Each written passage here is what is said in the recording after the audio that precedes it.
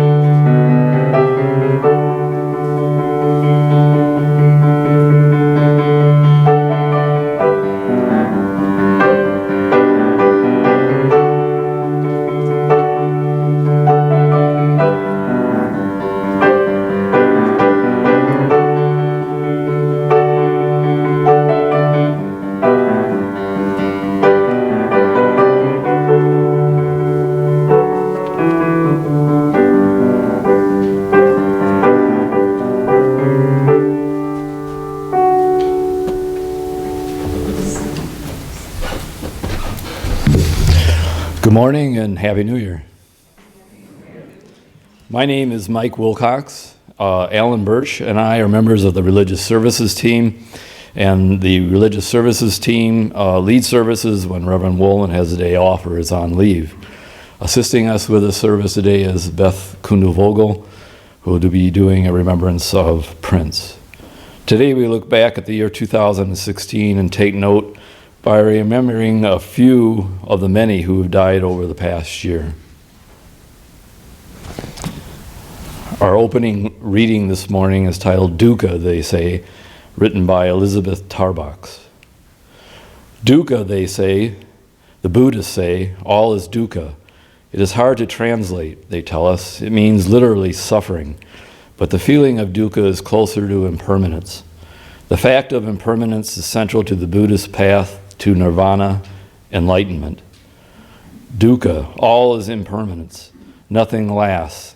I thought of that yesterday, watching leaves come down in a shower and the smell of rotting ones going back to earth. Leaf to humus, and back to earth to nourish the roots of the mother tree. The crows crying as the leaves fall and their nests are exposed. Dukkha, all is impermanence. And life goes on, and people who were with us last year at this time have died. All souls pass on. All is dukkha, nothing lasts. The path to enlightenment is understanding, accepting impermanence to the point where we no longer struggle against it. That is the way of the Buddha. But here in the West, we search for that which is permanent, even as we live with the death of all things, all people. We search for a sure footing on the path strewn with fallen leaves.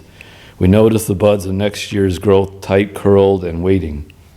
We hold on to things we can count on, our church, our community, our memories of those who died before us, our love and hope, and a search for certainty in a world that is dukkha.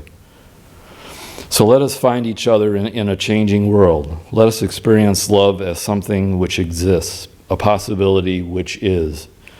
Let us know that we are alive and being renewed miraculously each second, that the impermanence gives to life its freshness and surprise, that our memories of yesterday and our expectations of tomorrow make now a cherished, precious, eternal moment. Now, as we light our chalice, please read the words which are in your order of service. We light this flame in reverence for the wonder of life. We light this flame awed by the mystery of death. We light this flame in community for our own and laughter and tears and memory and hope. Now, please rise in body and spirit for our opening hymn, number 108.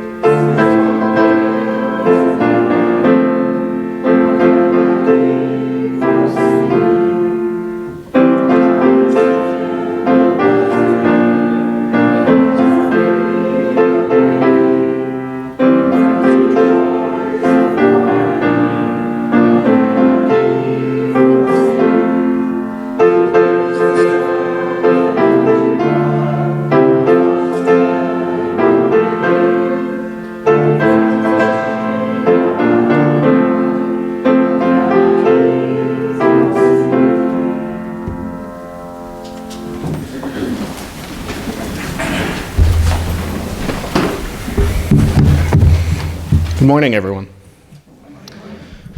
I'm going to start off with a confession. I must confess that 2016 could not end soon enough for me. It was a really tough year to endure, and I suspect many of you would say the same.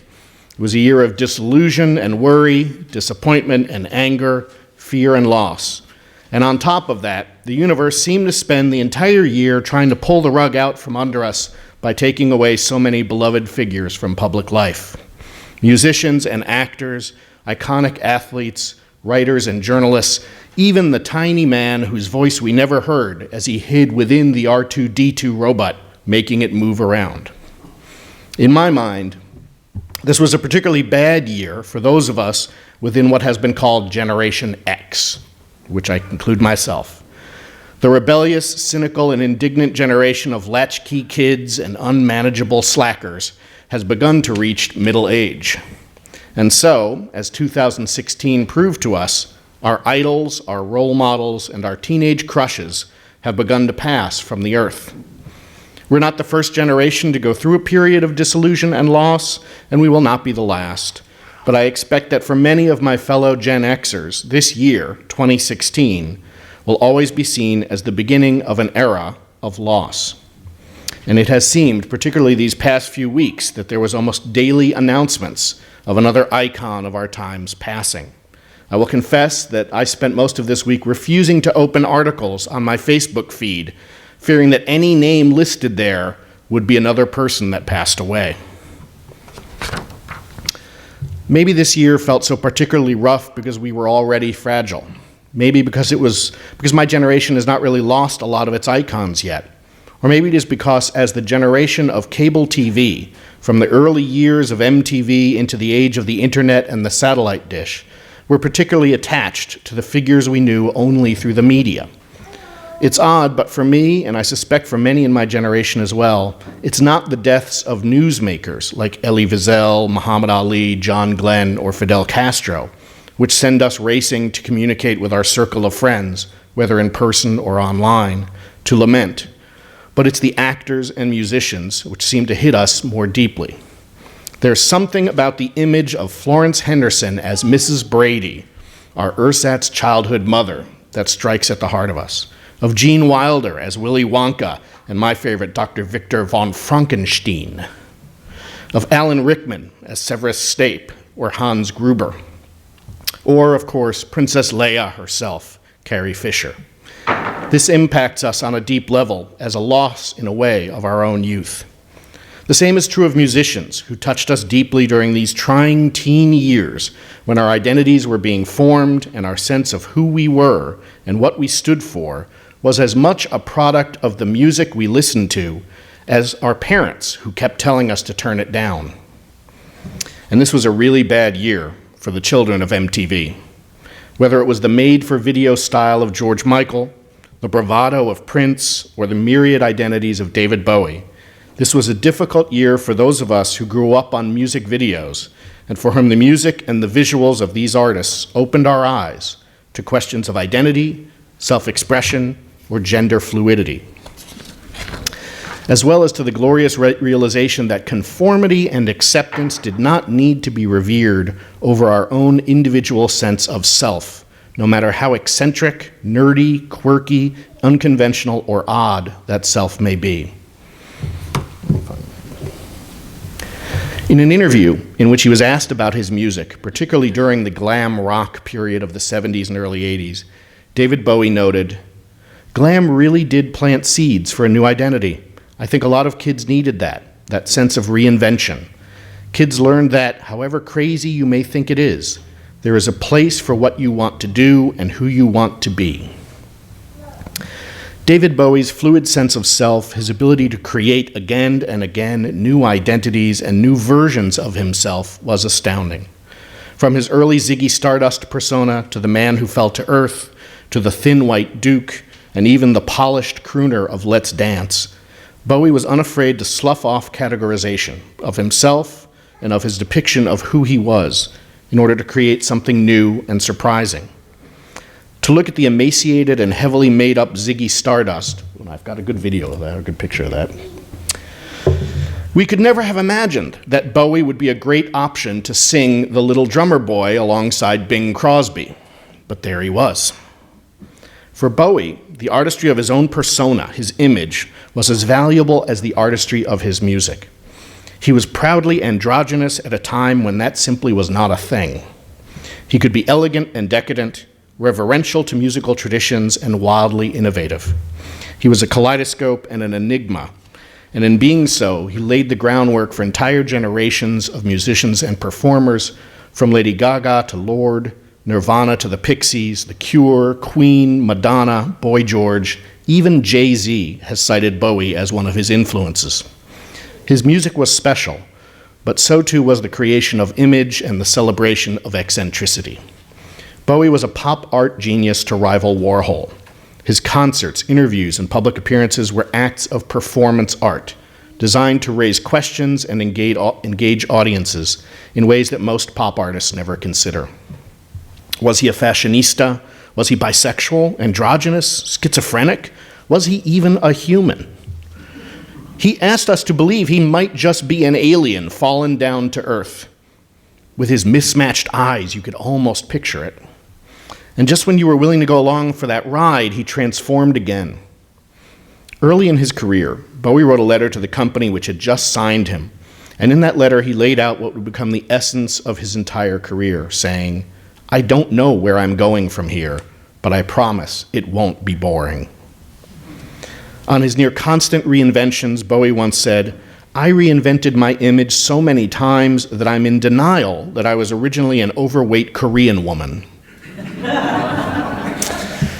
I love the casual, flippant tone of that quote. It reveals the wit and intelligence which so informed his music. Here's an artist defying every attempt to box him in, to be defined by categories and qualifications, and he jokes about it as if it were an easy thing to reinvent yourself, to defy expectation and demand that the world accept each new manifestation as a new piece of a picture which is too large to view all at once. In many ways, David Bowie's manipulation of public perception reminds me very much of Salvador Dali, another artistic icon who recognized that the artist was as much a creative production as the works painted on canvas or recorded on vinyl. Now, I cannot say that I grew up on the music of Bowie, although his first big hit came out when I was only 2 years old, 1969's Space Oddity. This song, A Strange Tale of Major Tom, remains one of his most famous, despite being initially seen as something of a novelty act, playing off the excitement of the space race and the American moon landing. Who could have foreseen that this skinny kid from the UK would build a career off a song about an astronaut committing suicide? That is not the fast track to stardom, for sure. But then again, none of Bowie's works make sense from a commercial standpoint. It's not ready-to-wear fashion, but avant-garde art, the kind that walks down the runway to as much confusion as applause. Not always the type of thing that sells millions of copies, but never boring, never stale, never unoriginal. I came to appreciate the idiosyncrasy and the complexity of David Bowie at a key point in my youth, when in my early teens I awakened to popular music and broke free from the easy listening styles of my parents. I had spent my youth listening to the radio stations and the record albums that my parents had chosen, which meant a lot of Sinatra, Pat Boone, Kingston Trio, and ABBA. I heard a snicker. When I needed to find music that helped me assert myself as a distinct person, not a product of my parents' interests, but someone who thought for himself, David Bowie was there. He was alongside the Police and U2 and Elvis Costello to shake me out of the comfortable suburban middle-class world that I knew. His songs were pained and powerful. They were rebellious and open-hearted at the same time. I remember cheering in the theater when I saw the lyrics to Changes projected at the opening of the film The Breakfast Club. The song was over a decade old by that point, but seeing the lyrics on screen meant to me that the film recognized what I and my friends were feeling, the quintessential message of rock and roll, that those serious adults did not understand the next generation, and that the world's attempts to define us in rigid terms were folly. These children that you spit upon as they try to change their world are immune to your consultations. They're quite aware of what they're going through. Bowie sold me on the idea that our youthful rebelliousness was not only natural, but it was needed. Bowie's music thrives on the idea of marginalization and self-identification. It is eclectic and intellectual, at the same time playful and profound. It was never top 40 pop ready, and even when it appeared to be, it was there to tell the public that being different, that being yourself was valid. I was actually introduced to Bowie's music by a friend in junior high, the son of a straight-laced conservative police officer. He was a wild child, uncomfortable in his own skin and yearning to escape the rigid life his parents had laid out for him. We spoke of music often, and Bowie was one of the prime subjects. We would discuss the lyrics, trying to decipher the references and the emotions behind the songs we loved. Bowie was one in a long playlist of music about rebellion, about finding your voice and being yourself, maybe even being heroes, if just for one day. In high school, when this friend came out to me, revealing a truth that was dangerous and unwelcome in our community in those years, and even more so in his own family, he did so trusting that I would understand, because I understood so much of why he loved David Bowie. The music was a gateway to who he was, and my understanding of it gave him the trust he needed to share his secret with me. His life as a young gay man in the mid-1980s was not easy. The Reagan years brought mostly pain and tragedy to the LGBTQ community. I did not have to directly face the struggles that he did, or the struggles that so many do every day. But through the music, I was able to gain access to ideas and perspectives which otherwise might have been unknown to me.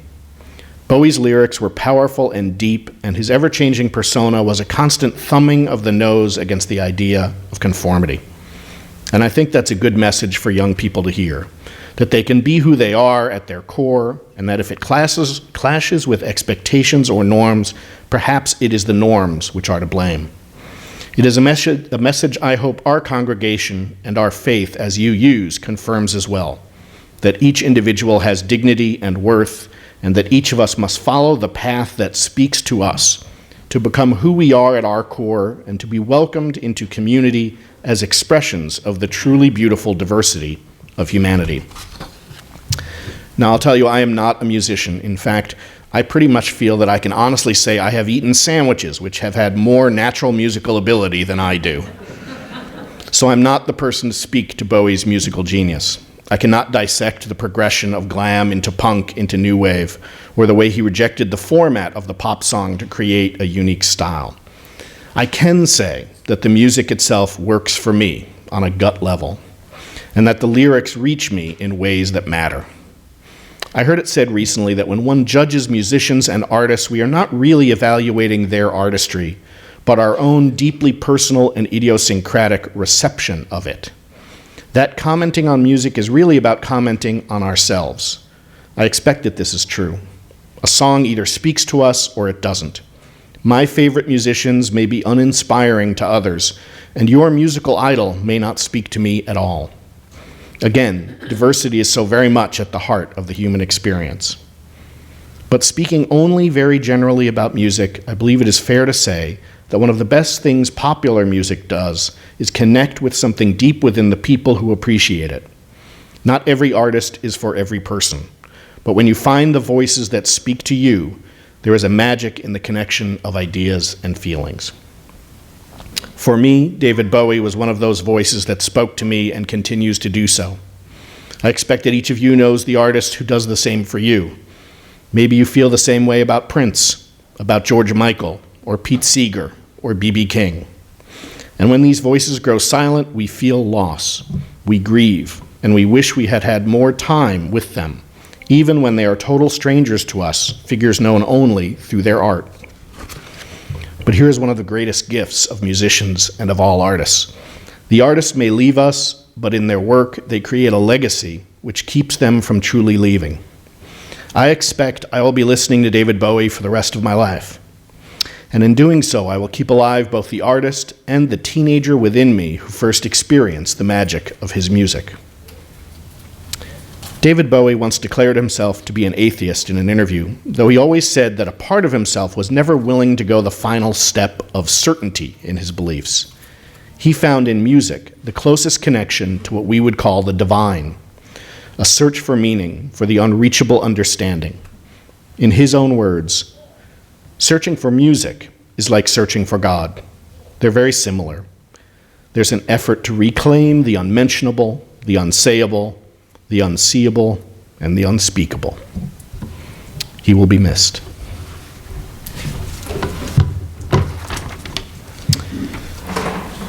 And now we'll take a moment in our service, as we do each week, to share in the act of the offering. 50% of our offering each month goes to a local charity, and I taped this down so I can't see who that is. This month's charity is the Iowa Abortion Access Fund. Please be as generous as you can, and when the basket has passed you, if you would like to commemorate a joy or sorrow in your life, please come forward and light a candle here in the front of the sanctuary. May this sacred time now begin.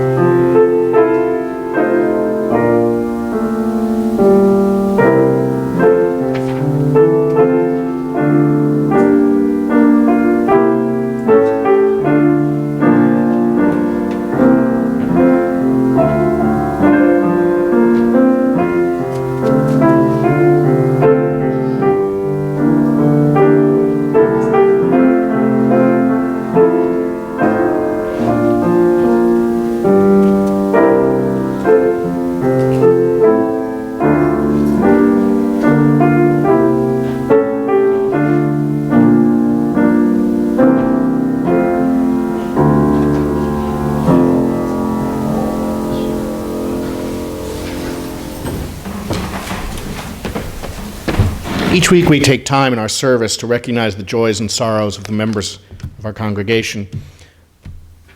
Members of the congregation and guests are invited to write their joys and sorrows in this book, which is located outside of the sanctuary each week. This week there are no comments written in the book, so let us just take a moment of silence to think about those joys and sorrows which remain within each of us.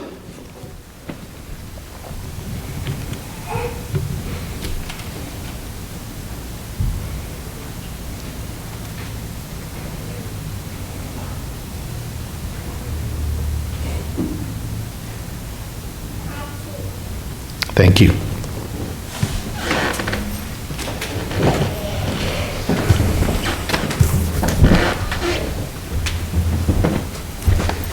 Good morning.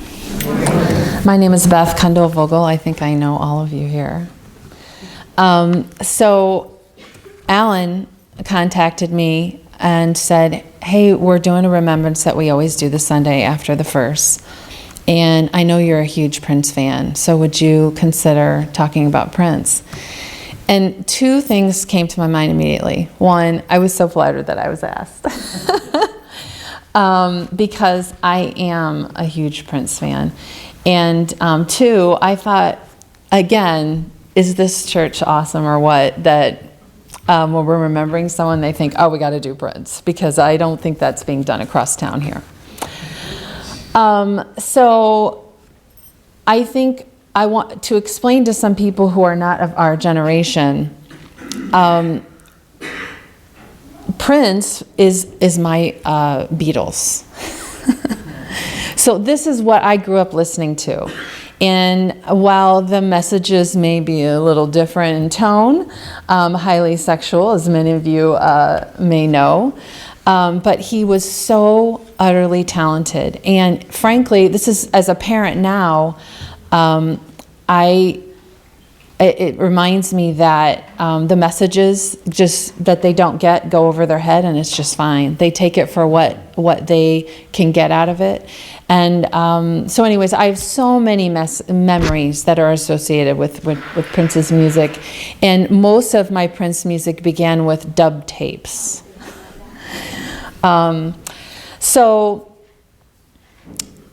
when I started getting my thoughts together, I thought, I kept thinking about my friend Kevin Carlson, who I've been friends with since kindergarten, went to junior high and high school with, and didn't know he was a huge Prince fan as I and my friends were. We were sort of in different circles, but still in music, always in music together. And now that we're on Facebook, I see he's really trumped me. He's really trumped me. He is the biggest fan. And I knew I couldn't do him justice. So I asked him to come here, and how brave is he to come here? He's never been here, and he's going to talk to us about what Prince means to him. So come on up, Kevin.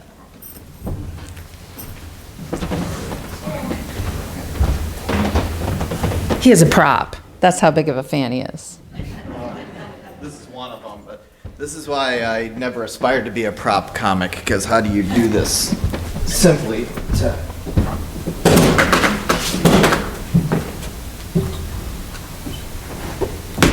I can't play a lick. Well, a few licks, but I really, I'll talk about this in just a moment. But, Beth thanked me for coming out this morning, but what she doesn't know is if you give me 3 people and a microphone, I'll pretty much show up anywhere. And but she is right, and it was so appropriate that we talked about David Bowie already this morning and all the people that we lost over the past year. But for me, it was kind of a trinity when I think of the musicians. I thought of, Bowie in January, Prince in April, very appropriately for his song, Sometimes It Snows in April. I mean, that's a pre-made In Memoriam song for yourself. So he was very forward-thinking in that manner. But then Leonard Cohen later in the year as well. And for me, that was kind of a trinity of songwriters, where there's actually a book out there called The Sacred and the Profane. And to me, that's what these 3 musicians really did so well at blending together. And why I thought it was so appropriate that this congregation would remember at least 2 of these 3 artists today. So I didn't want to talk about, the music so much in a technical manner or even what it meant to me, but I wanted to give a few anecdotes that maybe just kind of give you an idea of what kind of artist he was, what kind of man he was, and the legacy that he leaves behind for us. So the reason I brought the prop today is because this is... if any of you are musicians or have ever handled a guitar out there, you might recognize that this is, at first glance, is a Telecaster guitar. It's not. It's a cheap knockoff of a Telecaster guitar. And actually, this one is a very expensive knockoff of a cheap knockoff of that guitar. the rumor has it is that Prince picked up his particular knockoff of a Telecaster because it matched the leopard print strap that he already owned. So he picked up this guitar, and this is the guitar that the 1999 album and, of course, the Purple Rain album, when he performed Purple Rain for the first time at the First Avenue Club, which I'm wearing my First Avenue sweatshirt, it was on this cheap knockoff guitar. And this, to get a knockoff of this knockoff now, it'll run you about $3,200. And I would guess that Prince probably paid somewhere in the range of $80 to $100 for his guitar. And people are out there paying thousands and thousands of dollars to try to capture that magic and the sound that he could produce off of something, that we would consider to be a cheap knockoff. He turned it into an iconic symbol, and he created magic with this. So that's the end of my prop piece. But when Beth asked me to come here, she asked me to talk about what positivity Prince brought into the world. And it had never occurred to me to have to explain that to anybody. It was so inherent to me that he brought positivity out. This shirt I'm wearing here is one of his doodles. It's yes in the shape of a heart. That's positivity. And that was actually the symbol that he came up with for the song that he wrote, Positivity. I just want to share one anecdote for me personally, because I could keep you here all day, and I could start. I wanted to start chiming in on Bowie when we were talking about that too. I was like, oh, there's so many connections and so many things that we could talk about together, and maybe we will. But the second to last time that I saw Prince live, it was at his Paisley Park facility, which I'm sure through news reports, if we didn't know about it before, we probably all know what that is now. It's in Minnesota. And the Minnesota, the Midwest boy, our Midwest guy, he never left the Midwest. He always stayed with us. And maybe that's why it was so powerful for people like Beth and I, because he was ours. He was a guy from the U.S. He was American and in your face, where as much as I love Bowie in that, his profanity, if you will, or his challenges had a very kind of English air to them. It was a very polite kind of challenge to me at most times, where Prince would come out in a trench coat and bikini briefs and challenge you in your face like that. So it was just a little bit different. So the last time I saw him, back to my story, it was at Paisley Park, and it was in the soundstage where he was performing a concert for about 30 people. There was a contest winner at Paisley Park, and she really, really wanted to hear him play live, and he didn't want to play. And we had heard inklings about this happening and going down, so I went up to Minneapolis with my friends, and we sat at the First Avenue Club waiting for our phones to go off to hear about something happening. And it did, and it went down, and Prince played for 30 people that night, music from his new album. And halfway through the show, he came down off of the stage and came around, and he came up next to me and just kind of leaned on my shoulder, and in his Prince voice, he's like, what do you think of the show?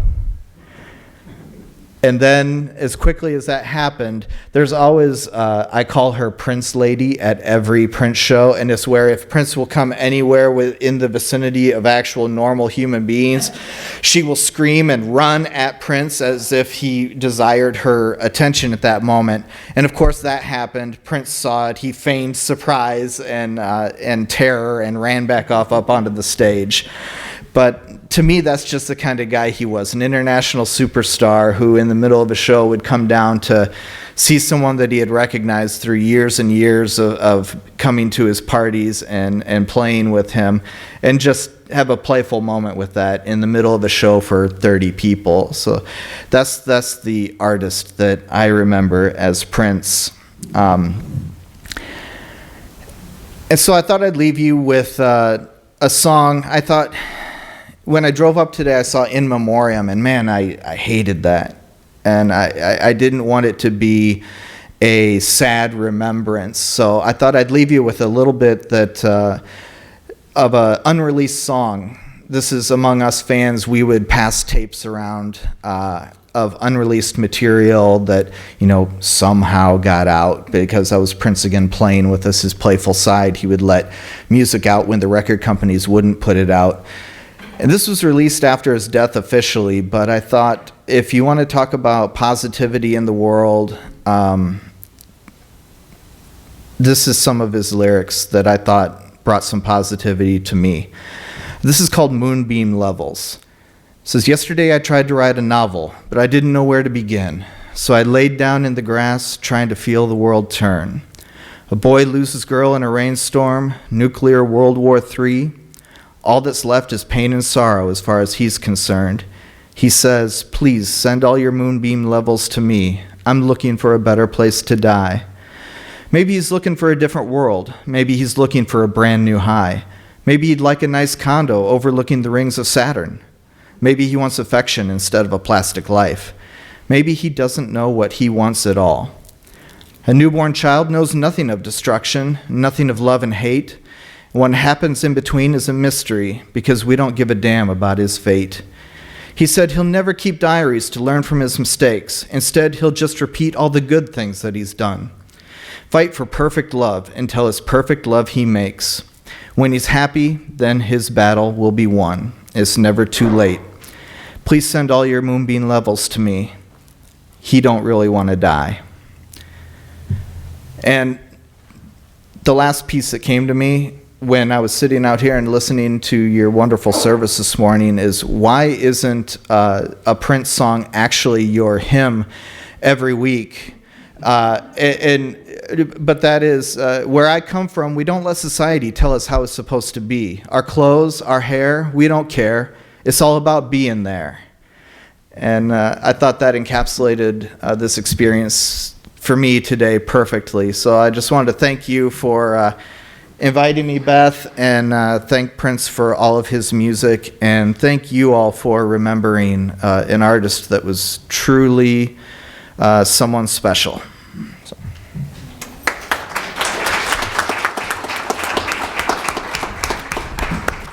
So I hope we're not going over time. All right. I'll do that. No, I talked for longer as well. I just thought we'd be remiss if we didn't mention Ellis Kell. Ellis Kell was an absolute music force in our community. Raise your hand if you knew Ellis, knew of him. Okay, everybody. Ellis was a brilliant musician, and he played with some of the best. He's played with B.B. King. He's played his whole life, and he was a blues artist. But his talent isn't what made him famous. What made him famous and a force to be reckoned with was his heart. He and his wife agreed. I went to his, actually didn't know him all that well myself. I know him through just being in the community. I'm now on the board for the RME, and that's where he worked. And my daughter signed up to be in the kid stock, and that is a program that he started. He wanted to introduce kids to music and foster that talent. And so he has these camps in the summer and in the winter and in spring break. And he throws a bunch of musicians together, and they learn 6 to 8 songs in 1 week, and then they perform it on the stage of RME. He and his wife talked about where they were going to take their lives, and they decided that they wanted to invest in the community. They would always stay here, and that he was 100% dedicated to growing music in the community. But the side product of that is that kids who maybe didn't fit in at school, who didn't have a thing, they found their thing. And grown men up on the stage crying about he was their very, very best friend in life, and that there was no one more loving than him. So on the way home, Anna and I talked from his memorial celebration of life service. And I said, what are you going to do to live a big life like that? And so we talked about it. And I think that's what our congregation is about, right? We're about living a fuller life, a life of meaning, not just for ourselves, but for our community. So I just thought I'd leave us with that. And since there's not a lot of Prince songs that are too churchy, I decided to do something he wrote that was made famous by Sinead O'Connor, Nothing Compared to You. So now you get to hear more of me. I'm going to sing.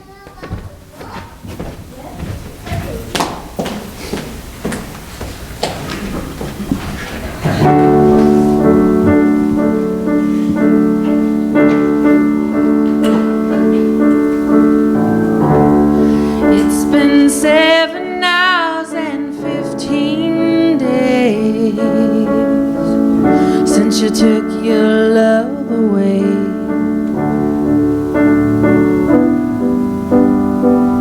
I go out every night and sleep all day since you took your love away.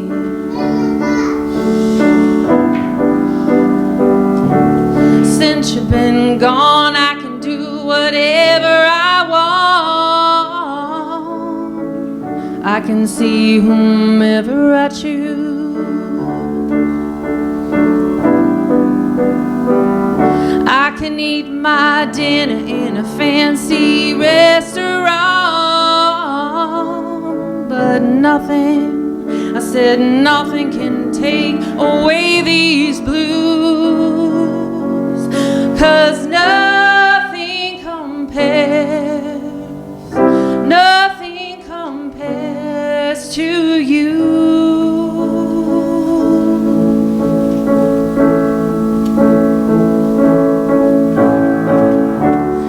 It's been so lonely without you here, like a bird without a song.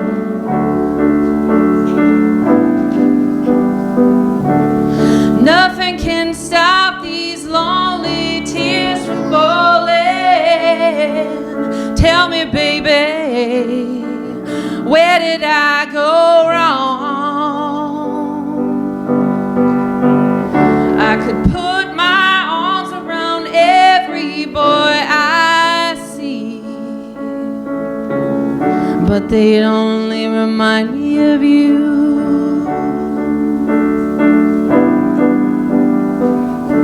I went to the doctor and guess what he told me? Guess what he told me? He said, girl, you better try and have fun no matter what you do. But he's a fool, 'cause nothing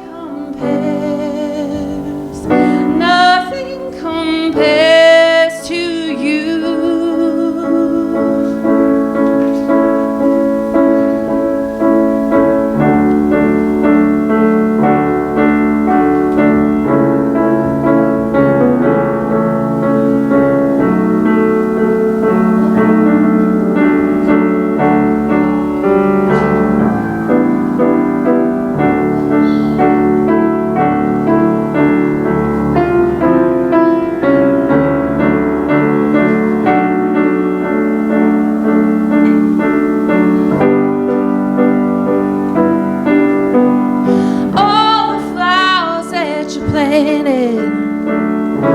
In the backyard all died when you went away.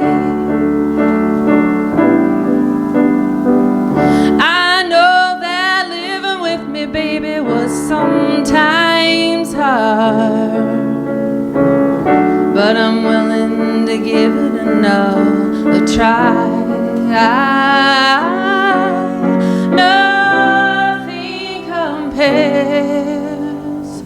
Nothing compares to you. Nothing compares to you. Nothing compares. Nothing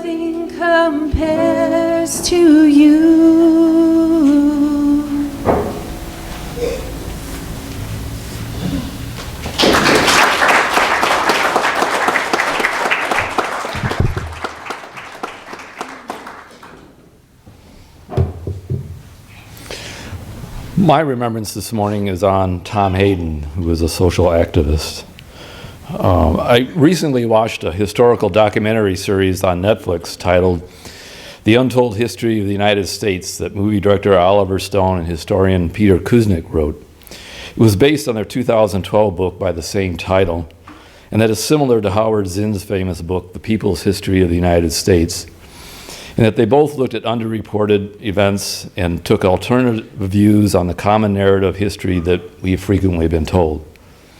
The most succinct example I can give of this is of Christopher Columbus, who I learned in a sanitized version came over in 1492 in the Nina Pinta and Santa Maria and discovered America. When actually he initially landed in the island is now Dominican Republic and Haiti, enslaved people, and committed other atrocities. That's why some states now celebrate Indigenous Peoples Day instead of Columbus Day. In watching their show that covered the 1960s, I was reminded just what a turbulent time it was. As a baby boomer born in 1954, I lived through that period as a child and a younger teenager. I certainly recalled what happened, but at that time did not fully comprehend what was occurring. Such events would include the Cuban Missile Crisis, the assassinations of John Kennedy, Robert Kennedy, and Martin Luther King, the Vietnam War, the anti-Vietnam War and civil rights protests, and the numerous riots in Detroit and other urban areas. So when I thought of this service, I began thinking who I would want to talk about. Tom Hayden came to mind because he was part of that history. He died on October 23rd at the age of 76 from complications from a stroke that he had suffered in 2015. He was a native of Detroit, Michigan, and attended college at the University of Michigan. He was the editor and reporter for the student newspaper, the Michigan Daily. As a reporter, Hayden had met and interviewed Martin Luther King in 1960 on a picket line at the Democratic National Convention in Los Angeles. King and others were protesting that civil rights be a firm commitment on the party's platform. King told Hayden, and I quote, "Ultimately, you have to take a stand with your life," end quote. Hayden described it as a transformative event in his life. Hayden and his first wife were involved with the Student Nonviolent Coordinating Committee, often referred to as SNCC, at the University of Michigan, and he became a freedom writer working on civil rights issues in the Deep South in the early 1960s. He also became the co-founder of the Students for Democratic Society, SDS, worked as a community organizer in Newark, New Jersey, was a leader in the anti-Vietnam War movement, and was elected official serving 18 years in both the House and State Senate in California. He also taught, wrote 19 books, and negotiated a gang truce in Venice, California. An old activist associate of Hayden's, Bill Zimmerman, described Hayden's greatest strength as being a visionary and that he was, and I quote, able to see far over the political horizon and was then able to create and lead political movements that were ahead of their time. I think a good example of Hayden's vision is certainly seen in the Port Huron Statement, written in 1962, which was the founding declaration of the Students for a Democratic Society. The main theme of the document was called Participatory Democracy. That was most recently reiterated in the Occupy Wall Street movement declaration in 2012. Some relevant quotes from the Port Huron Statement that I think still apply today would include, and I quote, "We are people of this generation, bred in at least moderate comfort, housed now in universities, looking uncomfortably to the world we inherit," end quote. Another observation, which I think is still very relevant, and I quote again, "The apathy here is first subjective, the felt powerlessness of ordinary people, the resignation before the enormity of events. But subjective apathy is encouraged by the objective American situation, the actual structural separation of people from power, from relevant knowledge, from pinnacles of decision-making. The American political system is not the democratic model of which its glorifiers speak. In actuality, it frustrates democracy by confusing the individual citizen, paralyzing policy discussion, and consolidating the irresponsible power of military and business interests, end quote. There were positive affirmations in the statement as well. And I quote, "We regard men," that's a noun basically describing men and women, "as infinitely precious and possessed of unfulfilled capacities for reason, freedom, and love."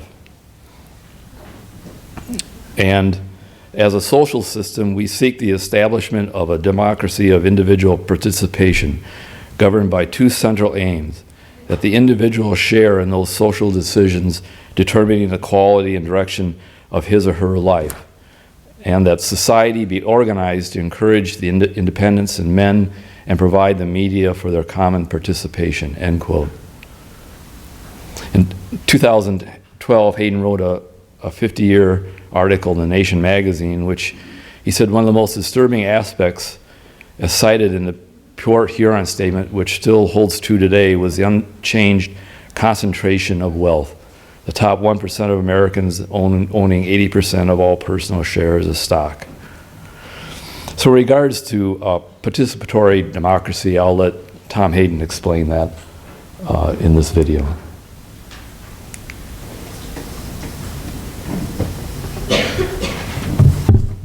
This is a very long historical and personal article about the beginnings of the student movement, SNCC and SDS, and the call for participatory democracy at the founding convention in 1962, in that period, just that 2-year period. Participatory democracy is a jumbly phrase that came from the lips of my philosophy professor at the University of Michigan, Arnold Kaufman, in a seminar. He was quoting John Dewey, who was an elder of SDS, who had conceived of the idea that democracy should be broader than voting. It should include voting, but we should have democratic families, not dominated by the father from the top down. We should have democratic workplaces, democratic neighborhoods, not controlled by developers. More democracy, not less, was the idea. And of course, before John Dewey, there were proponents of civil disobedience and direct action like Henry David Thoreau, who we knew had said, vote yes, but vote with your whole life, not with a simple strip of paper. So we took that to heart. And for us, there wasn't a big conflict between direct action, sitting in at lunch counters, and registering black people to vote in the South, because you could get killed or arrested or beaten for either. It was all direct action, but at least there was a framework. It was more than a tactic of sitting in and occupying someplace. The framework was to push for more space for the human development that was at the center and the social development that was at the center of what we call participatory democracy. I would make the argument that participatory democracy, if understood, can be, should be, will be the only framework for the development of progressive movements and politics in the U.S. That's worth salvaging.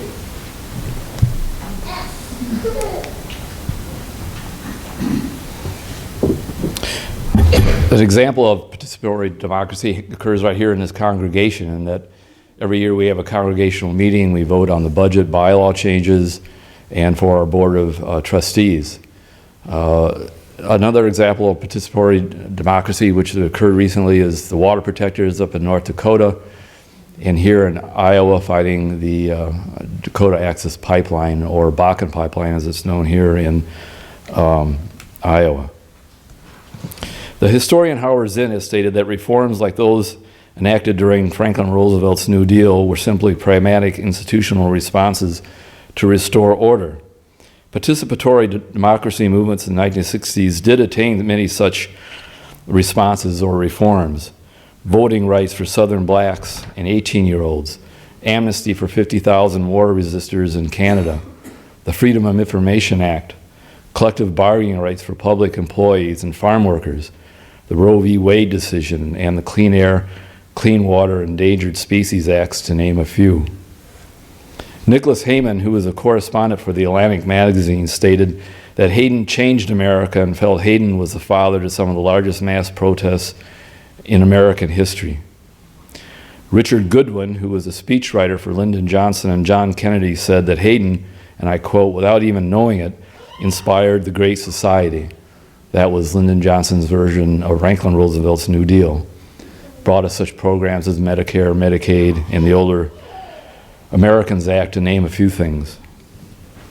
Zinn has postulated that such reforms or reluctant changes made to quiet popular uprisings were not fundamental changes. There is no permanence in anything, as we know, and as movements make changes, there are countervailing movements back in the other direction. I think we are certainly experiencing a countervailing backlash now, and have been for some time. Therefore, the call for participatory democracy is more needed now than ever before. Such a call is in firm alignment with the fifth principle of Unitarian Universalism, the right of conscience and the use of democratic processes within our congregations and society. Our congregations and society at large are going to do a lot more than just vote. As Hayden concluded in the Port Huron statement, and I quote, that if we appear to seek the unattainable, let it be known that we do so to avoid the unmanageable. On one level, the unmanageable has already occurred. Let's rise and body our spirit for our closing hymn, number 30, Over My Head.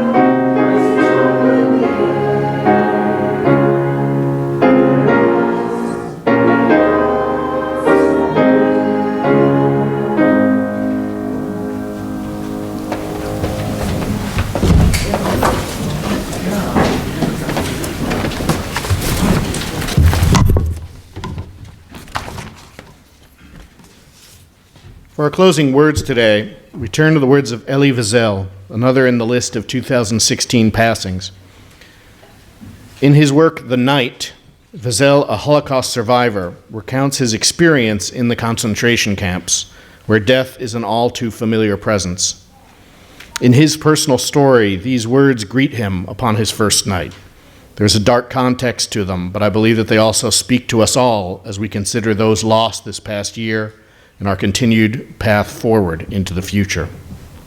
He writes, "There's a long road of suffering ahead of you, but don't lose courage.